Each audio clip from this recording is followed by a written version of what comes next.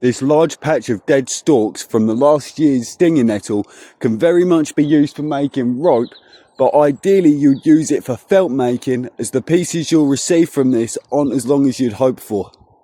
But there's still plenty of abundance here. Here I have a handful of nettle stalks. There's two methods of doing it. I can snap this section here, and along these fibres come here, and then you can slowly cradle them off to make them larger and peel them.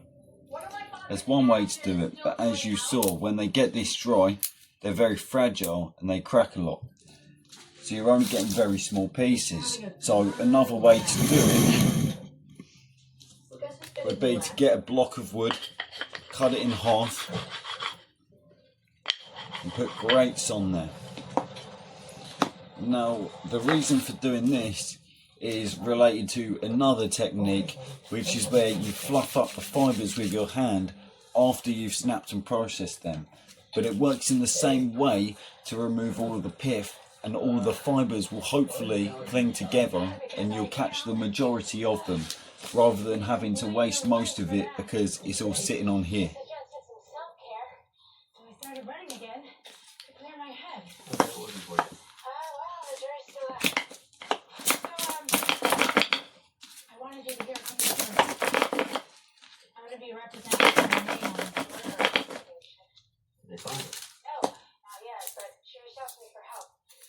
She's the sheriff of every number one suspect. Damn it, I have a feeling that this went. She's the model. Hey, I know I told her to be safe, but she's trying to tell her. But I really want to help her. So much. So you know those baseball QBs? Yeah, that fucking man used to work at years ago. What? The possible lead. Sorry, whatever you're doing, be careful here. You see here as I'm twisting this and all of these fibres start removing. This is a very ideal piece to use. As you saw with that last piece that I just chipped away at, there wasn't much on there. It basically just incinerated itself. Whereas this one, you can see all these long fibres still available. It's now spring. We're in May. No, we're in March.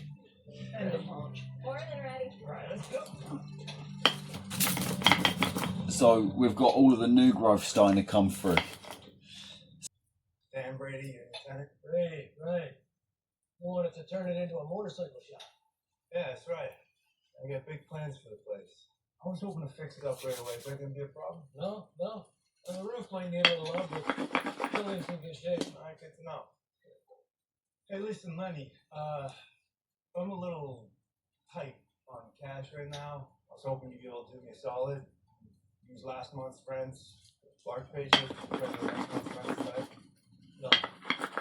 Last is last. You can't pay. I gotta find me a new tenant.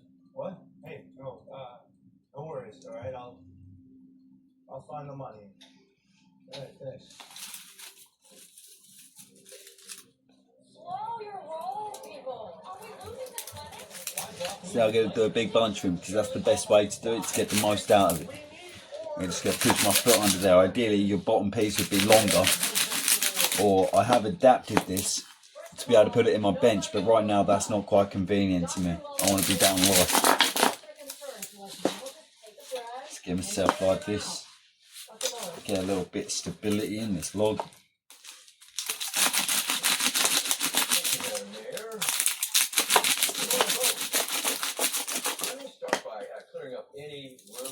Fold them over because you'll still have plenty of loose fibres sitting in there.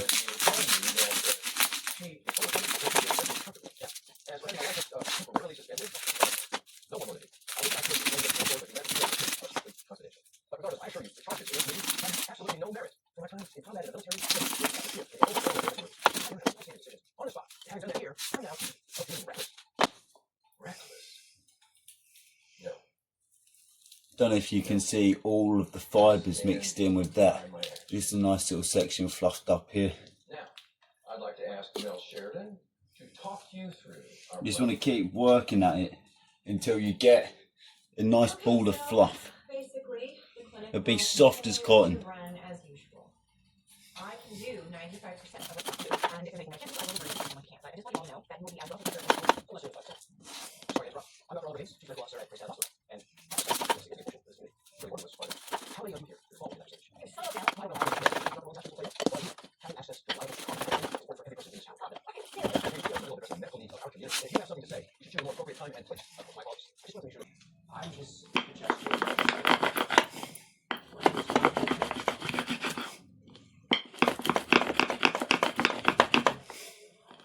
As you can see, what I'm doing is removing all of this pith, and because it's nice and dry, it cracks very easily. And as you can see, this is leaving me behind a nice ball of threads here.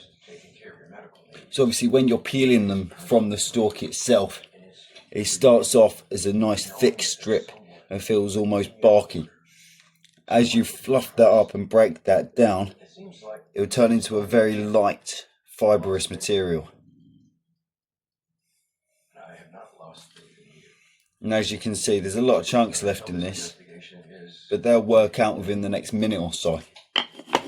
It's easier when you're working with bigger batches, but all I pulled over was enough to be able to show you and demonstrate.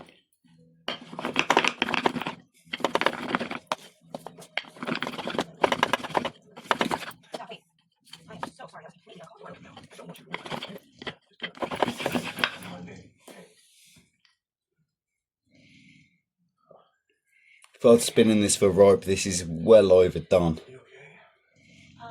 You can definitely do with a lot of this pith still staying in there. I'm going to go for one more quick run through on this pith just to make sure that I've got everything. Then we'll move on.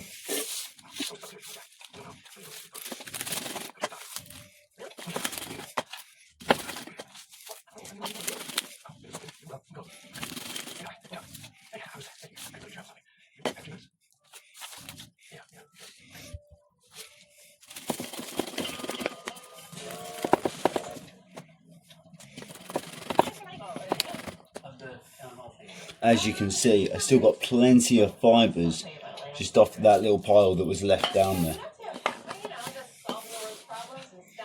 Obviously, if you're working with longer fibres, longer sticks and a bigger setup here, then you don't really need to worry about all those smaller pieces. But if you're trying to make the most out of it, it's probably best to collect everything and just run it through once more. Obviously, if you're using longer pieces, you've got something a little bit small like this and you're running it through, that's going to cause issues. So you're going to want to make something that's nice and wide to be able to deal with a large amount of small pieces at once. Because as you saw, I had to keep refilling it very fast. There'll still be plenty of more in this pile here, but now I'm going to fluff up these longer pieces that were left over from right at the start.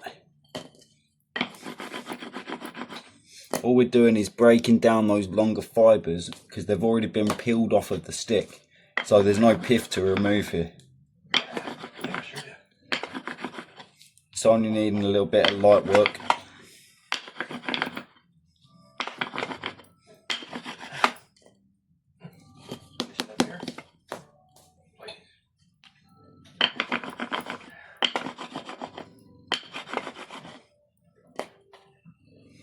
It's going to pull that back into itself there.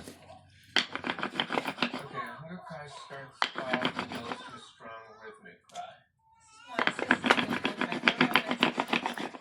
What could be the cause of the cry? I just changed it.